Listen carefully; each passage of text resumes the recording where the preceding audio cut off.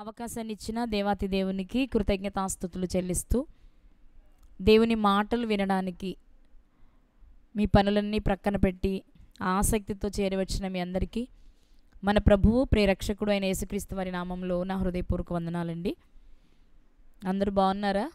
మత్తయి గారు రాసిన సువార్త 7వ అధ్యాయము 13, 14 వచనాలు.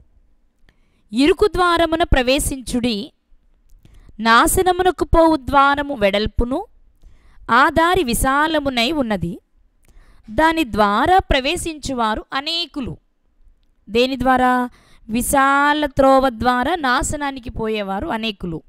అయితే జీవమునకు పోవు ద్వారము ఇరుకును ఆ దారి సంకుచితమునై ఉన్నది, దాన్ని కనుగొనువారు కొందరే. యేసుక్రీస్తు వారు చెప్తున్నారు, నిజంగా మీరు పరలోకం వెళ్ళాలి అంటే ఇరుకు ద్వారమున ప్రవేశించాలి. ఏ ద్వారం అండి? ఇరుకు ద్వారమున ప్రవేశించాలి. ఇరుకు ద్వారం అంటే ప్రశాంతంగా వెళ్ళిపోతామండి, ఇటువైపు నుంచి అటువైపుకి వెళ్ళం కదా. ఇరుకు ద్వారమున ప్రవేశించేటప్పుడు మనకి చాలా ఇబ్బంది కలుగుద్ది. ఒకవేళ మనం బాగా లావుగా ఉన్నాము, దారి చిన్నగా ఉందనుకోండి, మన ఒంటికి గాయాలు అవుతాయి. మనం ప్రవేశించేటప్పుడు దెబ్బలు తగలవచ్చు, రక్తం రావచ్చు, సగం వెళ్ళాక పట్టకపోవచ్చు, లేకపోతే ముందే వెళ్ళలేకపోవచ్చు, చాలా ఇబ్బందులు ఉంటాయి. ఇరుకు ద్వారములో ప్రవేశించాలి అంటే ఆ ద్వారం ఉన్న సైజుని బట్టి మన ఆకారాన్ని మార్చుకోవాలి కదా. చిన్న తూమి గుండా మనం అవతలకి వెళ్ళాలనుకోండి, ఇంత లావునుంటే వెళ్ళలేము, సన్నబడిపోవాలి, చిక్కిపోవాలి. ఆ తూము రంధ్రానికి సరిపడు దానిలో ప్రవేశించగలిగిన ఆకారంలోనికి మనం రావాలి. ఇప్పుడు మనము ఇదే విషయాన్ని ఆధ్యాత్మిక కోణంలో ఆలోచించగలిగితే పరలోకాన్ని చేరే ద్వారం చాలా ఇరుకట, సంకుచితమట. మరి దానిలోనికి ప్రవేశించాలి అంటే మనం లావుగా ఉన్నాం అనుకుంటే దాన్ని మనం ఇప్పుడు తగ్గించుకోవాలి. ఉదాహరణకు లోక సంబంధమైన ఇరుకు ద్వారాలో ప్రవేశించాలి అంటే లావుగా ఉన్న వ్యక్తి తనలో ఉన్న వేస్ట్ని కరిగించుకోవాలి. జనరల్గా బొద్దుగా ఉన్నారు బాగా అంటే వాళ్ళని మనం మాట్లాడుకునే విషయం ఏంటి అంటే వాళ్ళల్లో బ్యాడ్ కొలెస్ట్రాల్ ఉంది అంటాం మనం, వేస్ట్ ఉంది. అది కరిగిస్తే మనిషి ఏమవుతాడు? సన్నబడిపోతాడు. సన్నబడిపోయి ఒకవేళ చూడటానికి వికారంగా ఉన్న హెల్దీగా ఉంటాడు, సన్నగా ఉంటాడు, ఆయన అనుకున్న ద్వారం గుండా ప్రయాణం చేయడానికి వీలు కలుగుతుంది. ఇదే విషయాన్ని మనం ఆధ్యాత్మిక కోణంలో ఆలోచిస్తే పరలోకం వెళ్ళాలి అంటే ఒక వ్యక్తి ఇరుకు ద్వారం గుండానే ప్రవేశించాలి. అంటే మన ఆధ్యాత్మిక జీవితానికి పట్టినటువంటి ఆ బ్యాడ్ కొలెస్ట్రాల్, చెడు క్రొవ్వుని కరిగించేయాలి. ఏంటి చెడు అంటే శరీర కార్యాలు స్పష్టమై ఉన్నవి అని గలతీ పత్రిక చెప్తుంది కదా మనకి. దేని వలన మనం ఇరుకు ద్వారం గుండా ప్రవేశించలేము అంటే చెడ్డది, మనకు హాని కలిగించేవి మనలో ఉంటే మనం దానిలో ప్రవేశించలేం. మరేం చేయాలి? వాటిని కరిగించేయాలి, తీసేయాలి, విసర్జించాలి. తెలుసు కదా మనకి ఏమేమి ఉంటాయో మనకు తెలుసు. మీకు గలతీ 5:19 మీరు చదివితే, అలాగే మార్కు సువార్త 7వ అధ్యాయం 21వ వచనంలో మీరు చదివితే మనలో ఏముండి మనం ఎంత లావుగా పట్టనట్టుగా ఉన్నామో మనకు చూపిస్తుంది బైబిల్. వాటన్నిటినీ మనం విసర్జిస్తే ఇరుకు ద్వారము గుండా ప్రవేశించడం చాలా సులభం. ఎలా చెప్తామండి? నిజంగా అవి తీసేసినంత మాత్రాన మనం ప్రవేశించగలమా అంటే ప్రవేశించగలము అని యేసుక్రీస్తు ప్రభువారు తెలియచేస్తున్నారు. ఎలా తెలియచేశారు అంటే, ఇదిగో ఆ ఇరుకు ద్వారము గుండా ప్రవేశించే నేను పరలోకానికి వచ్చా. మీరు ఎవరెవరినో మాదిరిగా పెట్టుకుంటే నేను చెప్పలేను, కానీ ప్రస్తుతానికి ఇప్పటికీ భూమి మీద మనుషులుగా మనుగడ సాగించిన వారిలో, మరణించిన వారిలో పరలోకానికి వెళ్ళిన వారు ఎవరయ్యా అంటే ఒకే ఒక్కరు, ఆయన యేసుక్రీస్తు ప్రభువారు. మనం యోహాను సువార్తలు చదువుతాం మాట, ఒకసారి చూద్దాం. యోహాను గారు రాసిన సువార్త 3వ అధ్యాయము 13వ వచనం. యోహాను గారు రాసిన సువార్త 3వ అధ్యాయము 13వ వచనం. మరియు పరలోకము నుండి దిగివచ్చిన వాడే, అనగా పరలోకములో ఉండు మనుష్య కుమారుడే తప్ప పరలోకమునకెక్కిపోయిన వాడెవడునూ లేడు. ఇప్పటికీ పరలోకానికి వెళ్ళిన వారు ఎవరయ్యా అంటే మన దృష్టిలో భక్తులు అనుకున్న వారు సైతం ఇంకా వెళ్ళలేదు.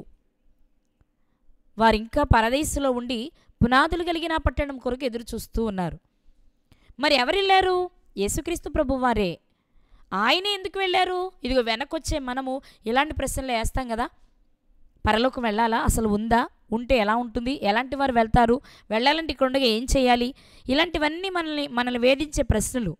వీటికి మనకి సమాధానం కావాలి అంటే ఆ పరలోకాన్ని స్వతంత్రించుకున్నటువంటి యేసుక్రీస్తు వారి జీవితాన్ని చూస్తే రేపు మనము వెళ్ళగలము అనే ఒక నమ్మకం మనకు కలుగుతుంది. కాబట్టి యేసుక్రీస్తు వారు చెప్పే మాట ఏంటి అంటే ఇరుకు ద్వారమున ప్రవేశించే వారికి మాత్రమే పరలోకం. ఇరుకు ద్వారం అంటే చాలా కష్టం, అసలు అది కనిపించదు. కనిపించిన కొంచెం దూరం వెళ్ళి ఆగిపోయే వాళ్ళు కొందరుంటారు. అయ్య బాబో ఈ ఇరుకులో నేను ప్రయాణం చేయలేనని వెనక్కి వచ్చేసేవాళ్ళు ఉంటారు. నేను వెళ్ళాల్సింది ఇదే అనుకుని ప్రయాణం చేసేవారు కొందరుంటారు. ఇందులో ఏ జాబితాలో మనం ఉన్నాము అనేది రాత్రి మనం పరిశీలన చేసుకోవాలి. యేసుక్రీస్తు వారు చెప్తున్నారు, నేను దాని గుండానే ప్రయాణం చేశా.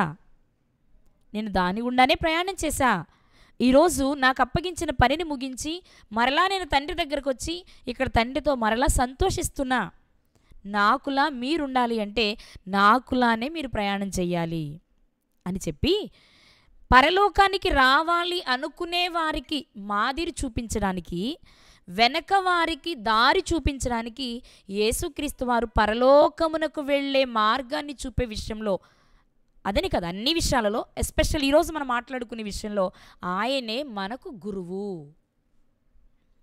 యేసుక్రీస్తు వారు పరలోకానికి ఎలా వెళ్ళాలి అని అడిగితే ఇదిగో ఆ గురువు దగ్గరికి వెళ్ళి నేర్చుకోమంటారు దేవుడు.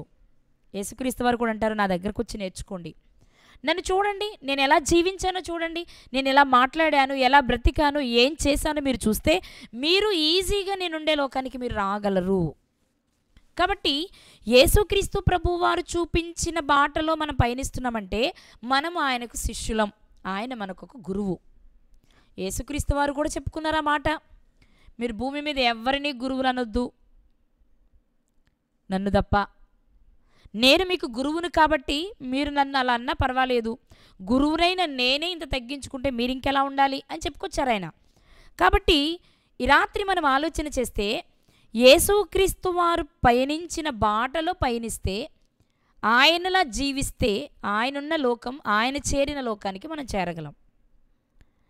మరి యేసుక్రీస్తు వారు పయనించిన బాటలో పయనించాలి అంటే, ఆయనకి శిష్యులుగా మనం ఉండాలి అంటే మనం ఏం చేయాలని ఆయన చెప్పారు అనే విషయాన్ని కనుక మనం చూస్తేనండి, బైబిల్ గ్రంథంలో కొన్ని చక్కని విషయాలు దేవుడు మన కొరకు వ్రాయించారు. ఒకసారి చూద్దాం. లూకాసు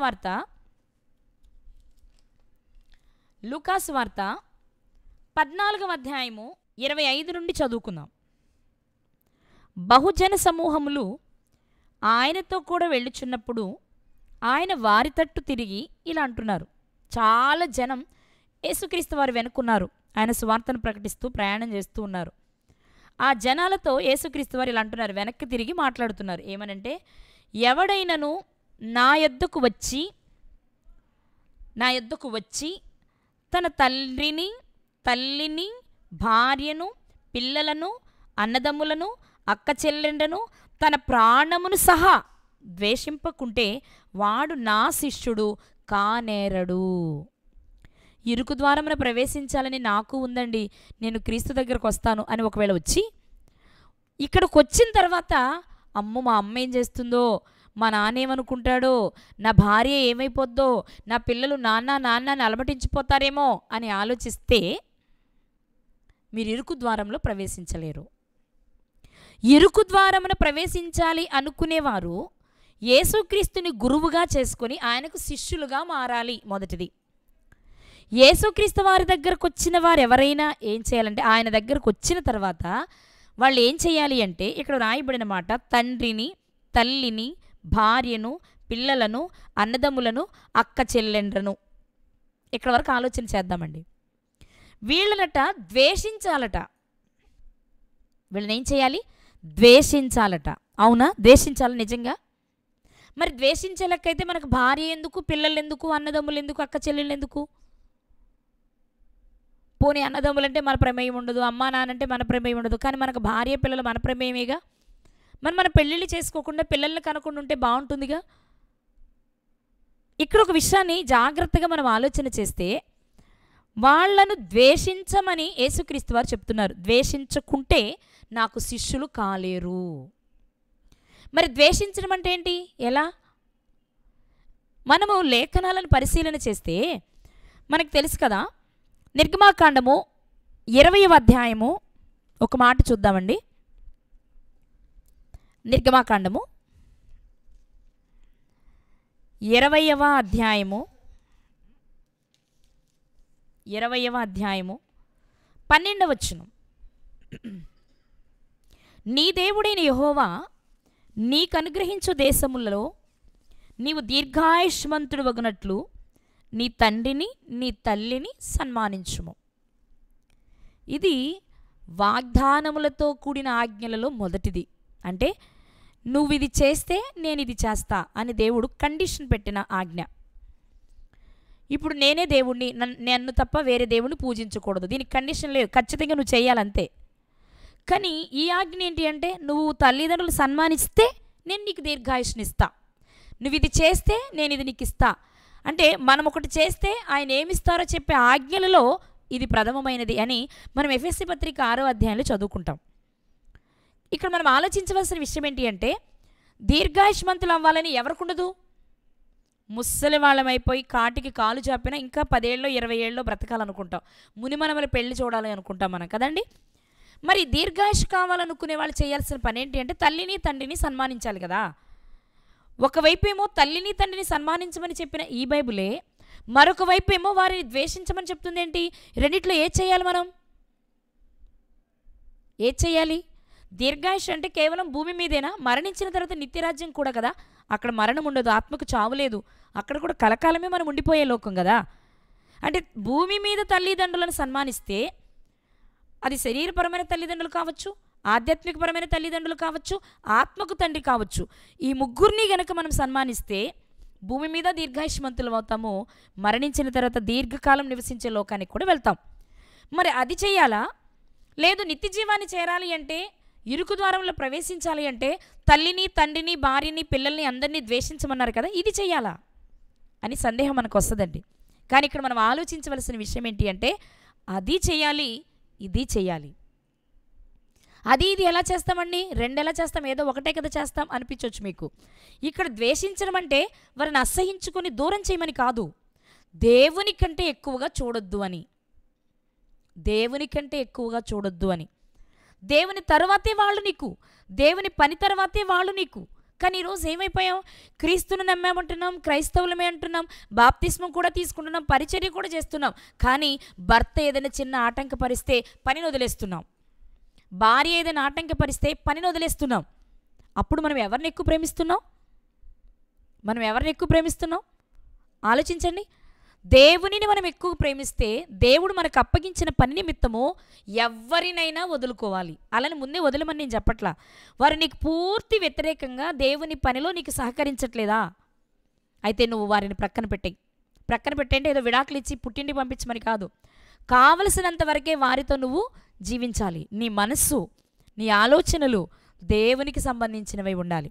నేను ఎందుకు ఈ మాట చెప్తున్నాను అంటే, మనకి సువార్తల్లో కనిపించే విషయం కదా. నీ కన్ను నిన్ను అభ్యంతరపరిస్తే దాన్ని తీసి పెరికి పారవై. ఒంటి కన్ను కలిగిన వాడవై నువ్వు నిత్య జీవంలో ప్రవేశించడం మేలు. 2 కళ్ళు కలిగి నరకానికి వెళ్ళడం కంటే ఒక కన్నుతో నిత్య జీవానికి వెళ్ళు అన్నారాయన. అంటే ఇక్కడ ఉద్దేశం ఏంటి?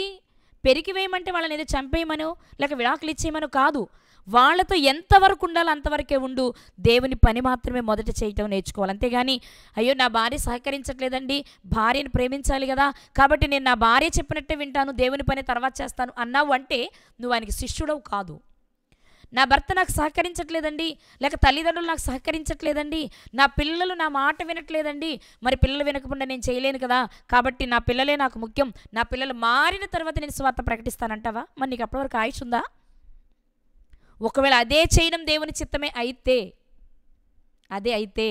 నీ కన్ను నిన్ను అభ్యంతరపరిస్తే అనే పదం దేవుడు వ్రాయించకూడదు మన కొరకు. అవి దేహంలో అవయవాలు కావచ్చు, కుటుంబంలో అవయవాలు కావచ్చు, సంఘంలో అవయవాలు కావచ్చు. ఏది నీకు నిత్య జీవానికి ఆటంకంగా ఉన్నా దాన్ని ప్రక్కన పెట్టాలి, కానీ దాని కొరకు మనం వేరేది దేవుని పనిని ప్రక్కన పెట్టకూడదు, దేవుని పనిని ప్రక్క పెట్టకూడదు. ఇది రాత్రి దేవుడు మనకి జ్ఞాపకం చేస్తున్న విషయం ప్రియులారా.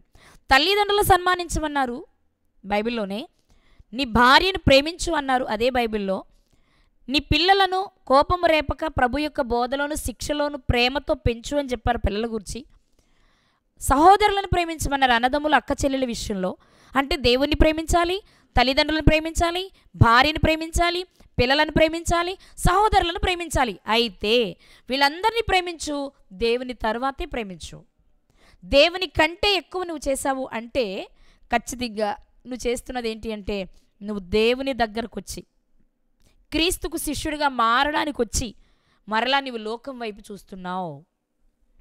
అప్పుడు నువ్వు ఆయనకి శిష్యుడవు కాలేవు, నువ్వు ఆయనకి శిష్యుడవు కాలేవు, ఆ ఇరుకు మార్గమున ప్రవేశించలేవు. అంతెందుకండి, యేసుక్రీస్తు వారికి కూడా తల్లిదండ్రులు ఉన్నారుగా. ఈ లోకంలో కూడా తల్లిగా తండ్రిగా పిలువబడిన యోసేపు మరియమ్మ గారు ఉన్నారు కదా, సహోదరులు ఉన్నారు కదా, సోదరులు ఉన్నారు కదా. యాకోబు, యోసేపు, యూదా అనువారు ఇతని సహోదరులు కాదా? ఇతని సహోదరి మణులు మనతో ఉన్నవారు కాదా అంది బైబిల్. మత్తయి సువార్త 12వ అధ్యాయం 13వ అధ్యాయాలు మనం చదువుకుంటాం. మరి ఆయనకుంటే ఆయనేం చేశారు? ఆయనేం చేశారు? దేవుని పనికి ఆటంకం కలుగుతుందన్న క్షణంలో నా తల్లి ఎవరు అన్నారు, నా సహోదరులు ఎవరు అన్నారు. అదేంటండి, తల్లిని సన్మానించాలి కదా, నీ తల్లి ముదిమి అందు ఆమెను విడిచిపెట్టకూడదు కదా, ఆ తల్లిదండ్రులకు లోబడి జీవించాలి కదా అని యేసుక్రీస్తు వారు పరలోకపు తండ్రి అప్పగించిన పని వదిలేలా.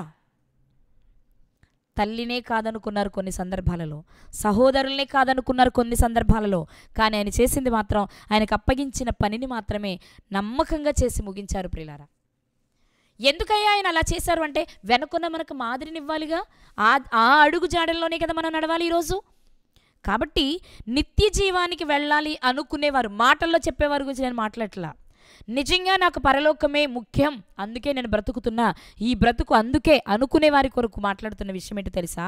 ఈ రాత్రి దేవుడు అందరితో చెప్తున్న విషయం ఏంటో తెలుసా? నిజంగా నువ్వు నా దగ్గరికి రావాలి అనుకుంటే భూమి మీద నీకు ఆటంకంగా కలిగించేది ఏదైనా సరే ప్రక్కన పెట్టేయి.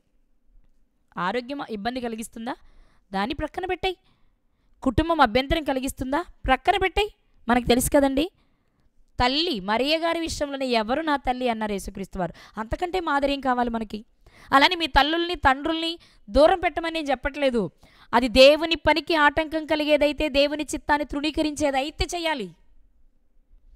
అప్పుడు కూడా నా భార్యే నాకు ఎక్కువ, నా భర్తే నాకు ఎక్కువ, నా పిల్లలే నాకు ఎక్కువ అంటే నువ్వు క్రీస్తుకు శిష్యుడవు కాదు.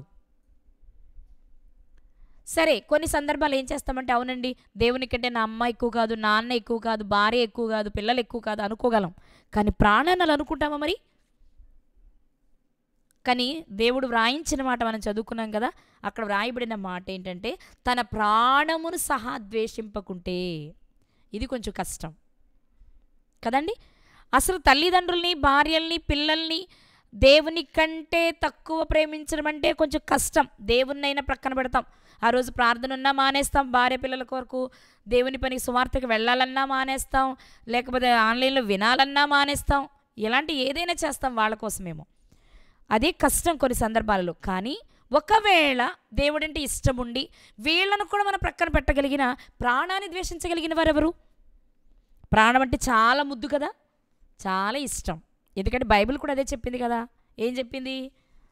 ఒకడు సర్వలోకమును సంపాదించుకొని తన ప్రాణమును పోగొట్టుకుంటే అతనికి ఏం ప్రయోజనం అన్నారు కదా. అందుకే ప్రాణాన్ని చాలా ప్రేమిస్తారు. బైబిల్ గ్రంథం లూకాసు వార్తలోనే ఒక ధనవంతుని చూస్తాం.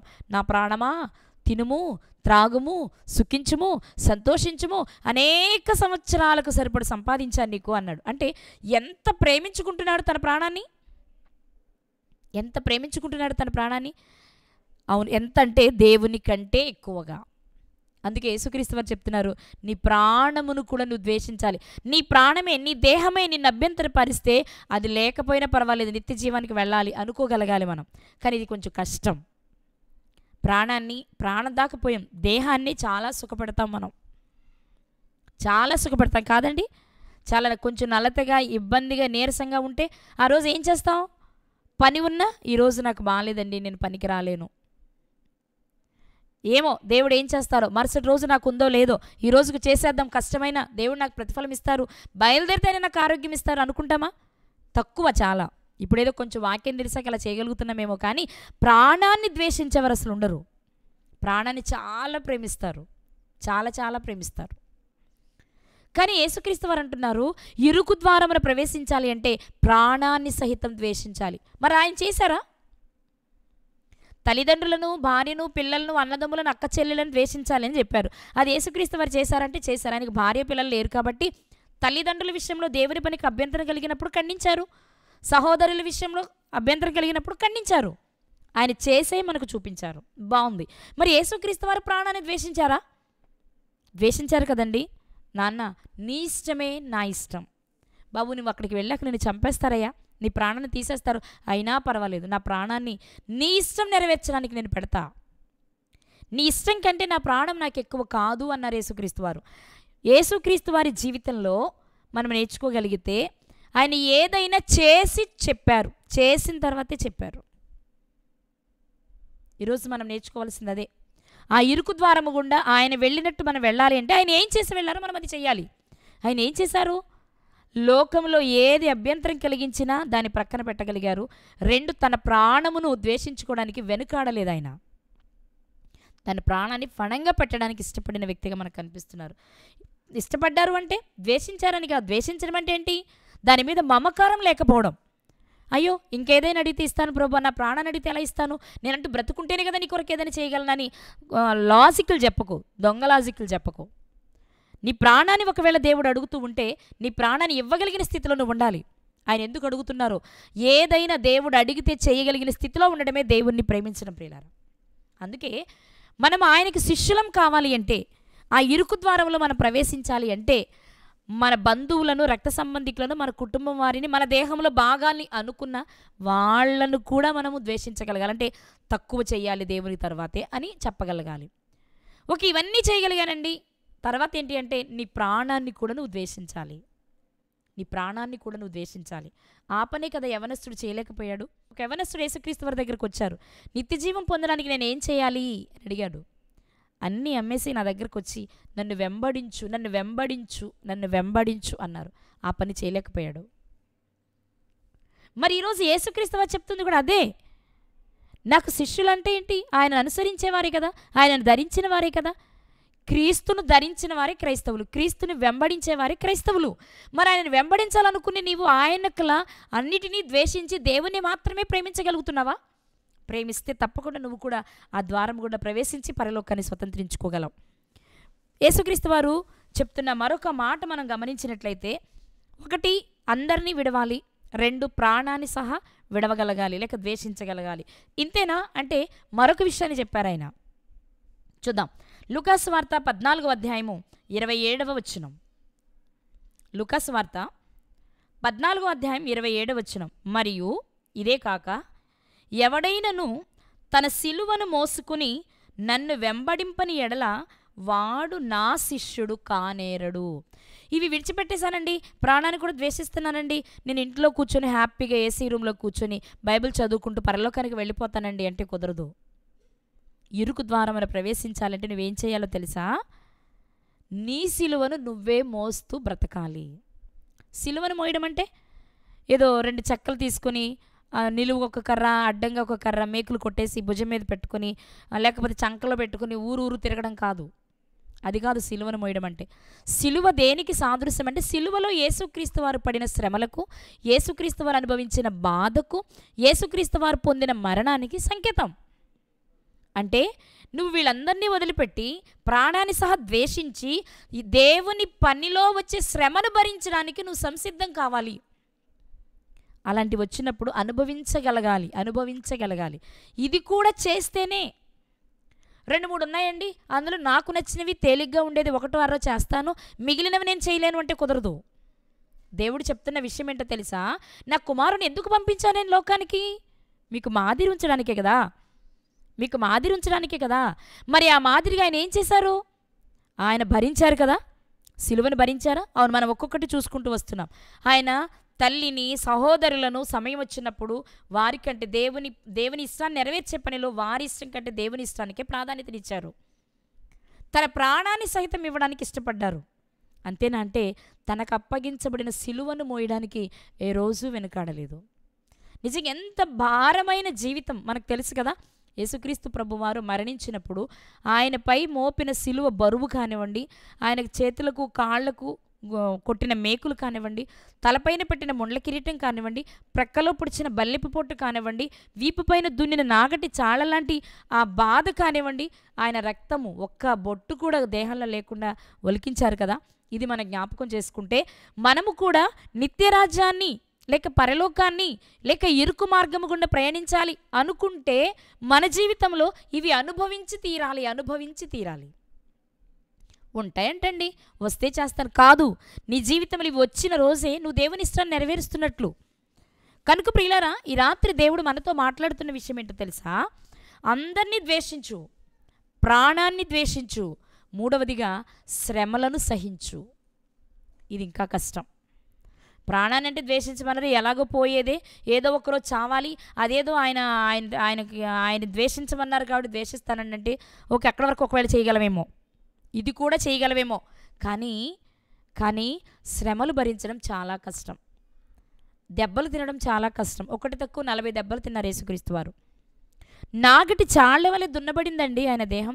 గడ్డాన్ని పెరికారు, ఉమ్ములు వేశారు, భయంకరమైన అవమానాన్ని భరిస్తూ ఆ శ్రమలను ఇష్టంగా భరించారు ఆయన. అందుకే ఇరుకు ద్వారములో ఆయన ప్రవేశించగలిగారు. ఈరోజు మనకి చెప్తున్నారు, నాకు శిష్యుడు అవ్వాలి అంటే, ముందు వెళ్ళిన నా అడుగుజాడల్లో మీరు నడవాలి అంటే నేను చేసినట్లుగా మీరు చెయ్యాలి. అవును, అన్నిటినీ ద్వేషించాలి, ప్రాణాన్ని సహా ద్వేషించాలి, అలాగే శ్రమలను సహించడానికి నువ్వు ఇష్టపడాలి, శ్రమలను భరించాలి, అది సంతోషంగా అని చెప్తున్నారు యేసుక్రీస్తు ప్రభువారు. ఇవి చేస్తేనే మనం క్రీస్తుకు శిష్యులం. ఇది మనం గుర్తించాల్సిన విషయం. ఇవి చేస్తేనే క్రీస్తుకి శిష్యులం. ఎందుకు ఈ మాటలు ముందే చెప్తున్నారు? ఈ మాటలు ఆయన ఎందుకు ముందే చెప్తున్నారు అంటే ఒక విషయాన్ని మనం ఆలోచించాలి. ఏదో ఆవేశంలో నా దగ్గరకు వచ్చిన తర్వాత వెనక్కి తిరిగి చూసుకొని వెనక్కి వెళ్ళిపోయారు అనుకోండి, బాగుండదు. అందరూ హేళన చేస్తారు, ఎగతాళి చేస్తారు, గేలి చేస్తారు. అందుకే ముందే ఆలోచించుకోండి. మీరు ఈ రాత్రి మనతో కూడా మాట్లాడుతున్నారు దేవుడు. నిజంగా నీకు పరలోకం కావాలా? నిజంగా పరలోకం కావాలా? అయితే ఒకసారి ఒక నిర్ణయం తీసుకో. ఏదో ఆవేశంలో అమ్మో అందరూ బాప్తీసాలు తీసేసుకున్నారట, నేను మాత్రమే తీసుకోకపోతే, అందరూ రొట్టె ద్రాక్ష రసం తీసుకున్నప్పుడు నేను ఒక్కదాన్ని వెనక నిలబడి ఉంటున్నాను, అందరూ నన్ను ఏమనుకుంటారు అని బాప్తీసం తీసుకోకు. అందరూ బాప్తీసం తీసుకున్న వాళ్ళందరూ సువార్త ప్రకటిస్తున్నారా, ఇంట్లే మనం చేయకపోయినా ఏం కాదులే అని మానేస్తున్నావా? సువార్త ప్రకటించకుండా ఏ రూపంలోనైనా సరే సువార్త ప్రకటించకుండా ప్రభు బల్లలో చెయ్యి పెడితే, ఎందుకంటే ఆయన చెప్పారు, కొరింథీ మొదటి పత్రిక 11వ అధ్యాయంలో మనం చదువుకుంటాం కదా, ఆయన వచ్చే వరకు ఆయన మరణమును ప్రచురించేవారే రొట్టె ద్రాక్ష రసంలో పాలు పంచుకోవాలి. అది నువ్వు ఏ రూపంలో చేసినా సరే, పాట రూపంలో చెప్తావా, వాక్య రూపంలో చెప్తావా, నువ్వు స్టేజ్ ఎక్కే చెప్తావా, నలుగురు పిలిపించి చెప్పించే పనే చేస్తావా, నువ్వు ఏ రూపంలోనైనా సువార్తను ప్రకటించాలి. సువార్త ప్రకటించకుండా ప్రభు యొక్క శరీర రక్తాల్లో పాలు పంచుకుంటున్నావంటే నువ్వే అయోగ్యంగా తీసుకుంటున్నావు. అదే అయోగ్యం. నీ మనసు దగ్గర పెట్టుకోవడం కాదు. అన్నీ తెలిసి సువార్త ప్రకటించకుండా ఆయన రక్తంలో నువ్వు పంచుకున్నావంటే మాత్రం నువ్వు అయోగ్యంగా తీసుకుంటున్నావని లెక్క. ఒకసారి ఆలోచించు. ఈ రాత్రి దేవుడు మనతో మాట్లాడుతున్న విషయం ప్రియులారా, ఏం చేస్తున్నావు నువ్వు? ఏం చేస్తున్నావు? బాప్తిస్మం తీసుకునేటప్పుడే ఇవన్నీ నువ్వు ఆలోచించుకోవాలి. తీసేసుకున్న తర్వాత ఏముందిలే అనుకుంటే డబల్ లెక్క, కఠినమైన శిక్ష. ఇది మర్చిపోకు.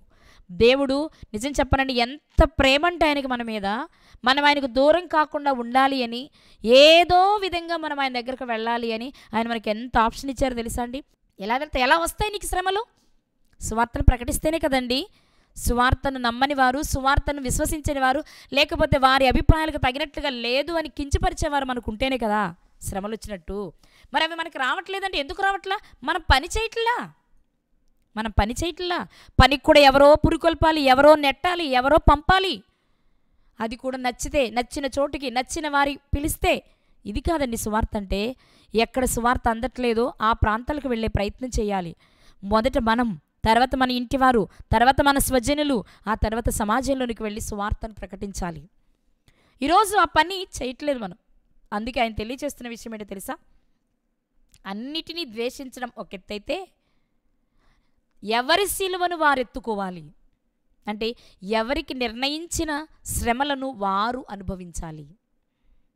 ఎవరికి నిర్ణయించిన శ్రమలు వారు అనుభవించాలి. అందరికీ ఒకేలాంటివి కాదు. యేసుక్రీస్తు వారిని మామూలుగా సిలువ వేశారు. పేతురు గారిని తలక్రిందులుగా సిలువ వేశారు. అంద్రే గారిని ఇంటువాకారంలో సిలువ వేశారు. బర్తలమే గారిని చర్మం వలిచారు.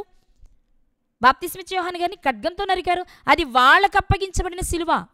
వాళ్ళదే ధరించారు, అదే భరించారు. ఆ సిలువను వాళ్ళు మోసారు. నీకేమి ఇవ్వబడిందో మనకు తెలియదు. కానీ నువ్వు సువార్తను ప్రకటిస్తున్నప్పుడు వచ్చే శ్రమను నువ్వు భరించగలిగితే అది కదా, అప్పుడు కదా దేవుడు నిన్ను మెచ్చేది, ఆ ఇరుకు ద్వారంలో ప్రవేశించే అవకాశం నీకు ఇచ్చేది. ఈ రాత్రి దేవుడు మనతో మాట్లాడుతున్న విషయం, ఎందుకు మనం ఈ పనులు చేయలేకపోతున్నామంటే ఇదిగో ముందు మనం పట్టుకున్న ఆ బంధకాల నుంచి బయటికి రాలేం. అమ్మంటే పిచ్చి ప్రేమ. అమ్మ సత్యాన్ని తెలుసుకోలేదని తెలుసు, అమ్మ వాక్యం దగ్గరికి రావట్లేదని తెలుసు, కానీ అమ్మ దగ్గరికి వెళ్ళి సత్యాన్ని చెప్పే ధైర్యం ఉండదు. ఎందుకుండదు? అమ్మంటే ప్రేమ. ప్రేమ అంటే ఏం చేయాలో తెలుసా? నీ అమ్మని నరకం నుంచి నువ్వు తప్పించాలి. కొంతమందికి పిల్లలంటే ప్రేమ, పిచ్చి ప్రేమ. ఎంత అంటే వాళ్ళు అలసిపోతారేమో, బాధపడిపోతారేమో, ఎంత ఇబ్బంది పడిపోతారేమో అని ఆలోచించి అరిచేతుల్లో పెట్టుకుని చూస్తారు, కానీ వారు నరకానికి జారిపోతున్నారనే విషయం మాత్రం విస్మరిస్తారు. అది ప్రేమ? ప్రేమ అంటే ఏం చేయాలి? వాళ్ళని కాపాడుకోవాలి కదండి. ప్రేమ అంటే ఏం చేయాలి? అగ్నిలోనికి జారిపోతున్న వారిని లాగాలి కదండి. అది చెయ్యం. అమ్మో, నా పిల్లలు కడుపు నిండా తినడానికి కావాలి, ఒంటి నిండా కట్టుకోవడానికి కావాలి, అడిగిన చదువులు చదివించాలి, కోరినవన్నీ చెయ్యాలి. మరి నువ్వొక్కటి కోరుకోలేవా నీ పిల్లల దగ్గర ఇన్ని చేసి? అమ్మా, నా కోసమైనా మీరు దేవుని విశ్వసించాలమ్మా, నా కోసమైనా మీరు భక్తిని చేయాలమ్మా అని మొదలు పెడితే కనీసం మన కోసం ప్రారంభించి తర్వాత వాళ్ళు వాళ్ళ కోసం చేస్తారేమో. కానీ ఆ విషయంలో మాత్రం మనం వెనుకంజ వేస్తున్నాం ప్రియులారా. అలా వెనుకంజ వేస్తే నువ్వు క్రీస్తుకు శిష్యుడు ఎలా అవుతావు?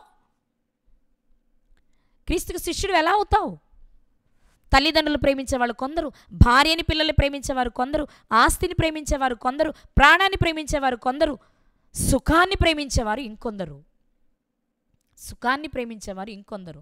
మరి ఇలాంటి వారికి ఇరుకు ద్వారమున ప్రవేశించే అవకాశం ఉంటుందంటారా ప్రియులారా? ఖచ్చితంగా ఉండదు. ఈ రాత్రి దేవుడు జ్ఞాపకం చేస్తున్నాడు, ఇందులో ఏదో ఒకటి మనందరికీ సంబంధించిందే, ఏదో ఒకటి మనకు చెందిందే, ఏదో ఒకటి. కొంతమంది ప్రాణాన్ని ద్వేషించగలరు కానీ కుటుంబాలను ప్రేమిస్తారు. కొంతమంది కుటుంబాలను ద్వేషించగలరు కానీ ప్రాణాన్ని ప్రేమిస్తారు. రెండిటిని ద్వేషిస్తారు కానీ శ్రమలను సహించలేరు. సుఖం కావాలి, సుఖం, ఏమి తిందుమా, ఏమి తాగుదుమా, ఎక్కడ సుఖించాలా, ఎలా సుఖించాలని వెంపర్లాడుతూ ఉంటారు. ఇలాంటి వారు ఎవ్వరికీ ఇరుకు ద్వారంలో ప్రవేశించే అవకాశం లేదు ప్రియులారా. ఒకవేళ నువ్వు చెప్పుకుంటున్నావేమో నేను భక్తిపరుడని, నువ్వు చెప్పుకుంటున్నావేమో నాకు సత్యం తెలుసని, నువ్వు చెప్పుకుంటున్నావేమో నేను బోధ చేసి అనేక మందిని రక్షించానని, నువ్వు 100 మందిని రక్షించినా నువ్వు మాత్రం నరకానికి వెళ్ళిపోతావు. నువ్వు ఇరుకు ద్వారమున ప్రవేశించే పోరాటం నువ్వు చేయకపోతే. ఈరోజు పోరాటం చేసేవారు ఎంతమంది? ఇరుకు ద్వారమున ప్రవేశించడానికి ఆ ద్వారం ఎక్కడుంది అని వెతుక్కునేవారు, దొరికిన తర్వాత వదలకుండా పట్టుకునేవారు, దాని కొరకే దేనినైనా త్యాగం చేయగలిగిన వారు ఎవరున్నారు ఈరోజు? యేసుక్రీస్తు వారు చెప్తున్న మాట, అందరినీ విసర్జించు, ప్రాణాన్ని విసర్జించు, శ్రమలను సహించు అని చెప్తూ, నువ్వు రాకమునిపై ఇవన్నీ ఆలోచించుకో, వచ్చిన తర్వాత చేసే దేవుని నామానికి అవమానం తేకు. నిన్నెవ్వరు బలవంతం చేయట్లేదు బాప్తీసం తీసుకోమని, నిన్నెవ్వరు బలవంతం చేయరు దేవుని దగ్గరికి రమ్మని. నచ్చితేనే రా, బ్రతకగలనంటేనే రా, నిలబడగలనంటేనే రా. ఒకవేళ ఎక్కడైనా మనుషులం కాబట్టి పడిపోయినా వెంటనే దేవుడు సరిచేస్తే సరిచేసుకుని లేవగలిగిన స్థితిలో ఉండు. అంతేగాని అంతా నాకు తెలుసు నా బురదలోనే పొరలకు. అందుకే అక్కడే చిన్న 2 ఎగ్జాంపుల్స్ చెప్పారండి యేసుక్రీస్తు వారు. అవి ఒకసారి చూద్దాం మనం. లూకాసు వార్త 14వ అధ్యాయము 28వ వచనం. లూకాసు వార్త 14వ అధ్యాయం 28వ వచనం. మీలో ఎవడైనను ఒక గోపురము కట్టింపగోరిన ఎడల దాన్ని కొనసాగించుటకు కావలసినది తన యొద్ద ఉన్నదో లేదో అని కూర్చుండి తగులుబడి మొదట లెక్క చూచుకొనడా? ఒక గోపురం కట్టాలనుకున్నాడు ఒక వ్యక్తి. మన భాషలో మాట్లాడుకుందాం, ఒక ఇల్లు కట్టాలనుకున్నాడు ఒక వ్యక్తి. ఇల్లు కట్టాలంటే ఎంత ఖర్చు అవుతుంది? ఓ 10 లక్షలు అవుతుంది. మామూలు సాధారణమైన ఒక ఇల్లు కట్టుకోవాలంటే ఈ రోజుల్లో, సాధారణం అంటే కొంచెం అన్ని వసతులతో. మరి నా దగ్గర ఎంత ఉంది? నా దగ్గర 5 లక్షలే ఉంది. మరి మిగిలిన 5 లక్షలు ఎలా? ఎలా? ఇంకో మార్గం ఏదైనా ఉందా నాకు వచ్చేది తీర్చుకోగలిగింది? ఆలోచించుకుంటాడు కూర్చొని. ఎంతైనా పర్వాలేదు మొదలుపెట్టేయండి అంటే ఏమవుతుంది? సగం వరకు వెళ్ళిన తర్వాత పని ఆగిపోతుంది. పని ఆగిపోతే ఏం జరుగుద్దండి? 29వ వచనం చెప్తుంది ఏమవుతుందో. చూచుకొనని ఎడల అతడు దాని పునాది వేసి చూచుకొనని ఎడల అతడు దాని పునాది వేసి ఒకవేళ దాన్ని కొనసాగింపలేకపోయినందున చూచువారందరూ ఈ మనుషుడు కట్ట మొదలుపెట్టను కానీ కొనసాగింపలేకపోయినని అతని చూచి ఎగతాళి చేయసాగుదురు. నిజమే కదా? పని ప్రారంభించినప్పుడు అందరూ సంతోషంగానే ఉంటారు, చూస్తూనే ఉంటారు. కానీ మధ్యలోకి వెళ్ళిన తర్వాత పని ఆగిపోయింది అనుకోండి, పెద్ద మొదలు పెట్టాడు, మధ్యలోకి వచ్చినప్పుడు అబ్బాయి గారి పని అయిపోయింది అంటారు, నవ్వుతారు. అందుకే ఏం చేస్తాం తెలుసా? కూర్చొని ఆలోచించుకుంటాం. మనకి ఇల్లు అవసరమే, కానీ మన దగ్గర ఉన్న 5 లక్షలే. 5 లక్షలతోనే ఇంటిని నిర్మించుకోవాలంటే ఎలా నిర్మించుకోవాలి, దేనికి బదులు దేని వాడుకుంటే మన ఖర్చు తగ్గుతుందో కూర్చొని ఆలోచించుకుంటాడు. ఎందుకు తెలుసా? మధ్యలో ఆగిపోతే బాగుండదు కాబట్టి, మధ్యలో ఆగిపోతే హేళన చేస్తారు కాబట్టి. ఇది మరి నీ ఆధ్యాత్మిక జీవితంలో జరగదా? బుడా వచ్చేసి బాప్తీసం తీసేసుకొని సువార్త అంటే ఇష్టపడిపోయి 1 నెల రోజులు 2 నెలలు మాత్రం పరుగులు తీసేసి 4-5 నెలల తర్వాత మాత్రం చతికిలు పడిపోతే అప్పుడు నవరా?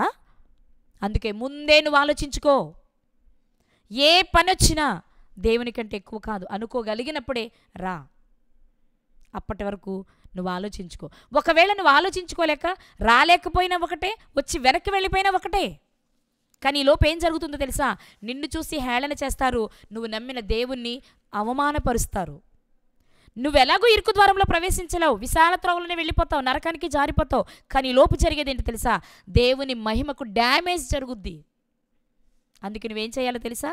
ఒకసారి కూర్చొని ఆలోచించుకో.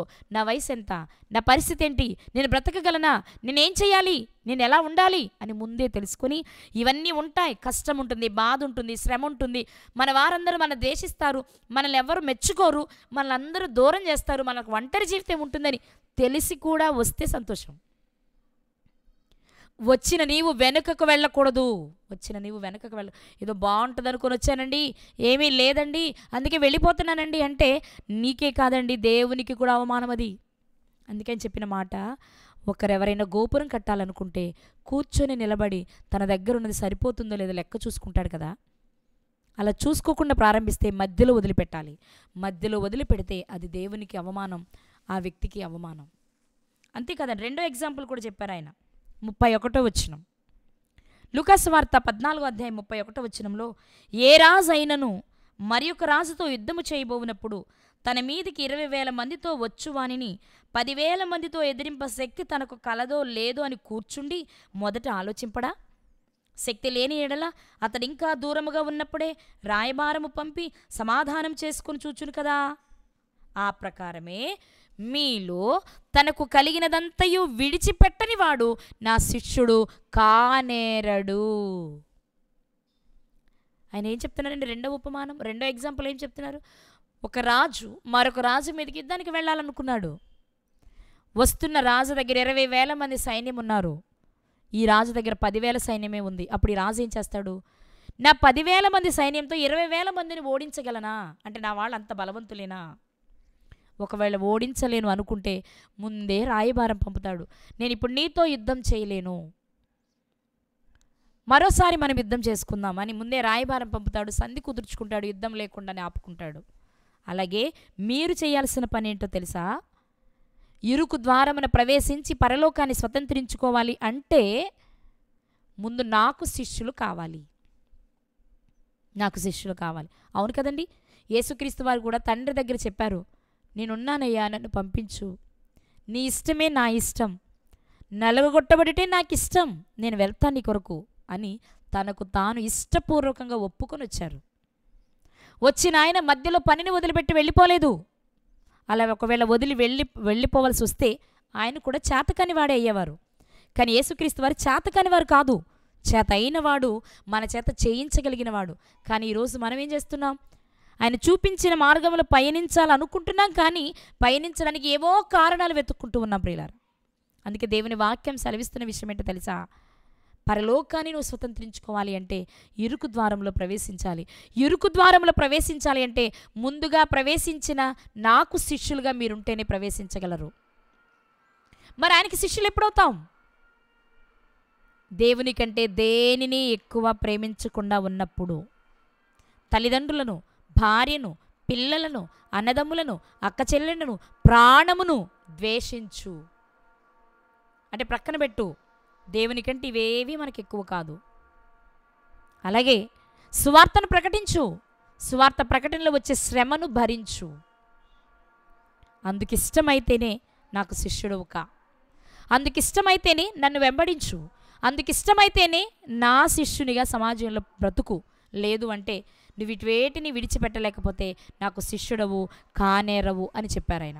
అంతేకాదు, ఆయనకు శిష్యులు కావాలి అంటే మనం చేయవలసిన మరొక పనిని ఆయన తెలియజేశారు. ఒకసారి చూద్దాం. యోహాను సువార్త 13వ అధ్యాయము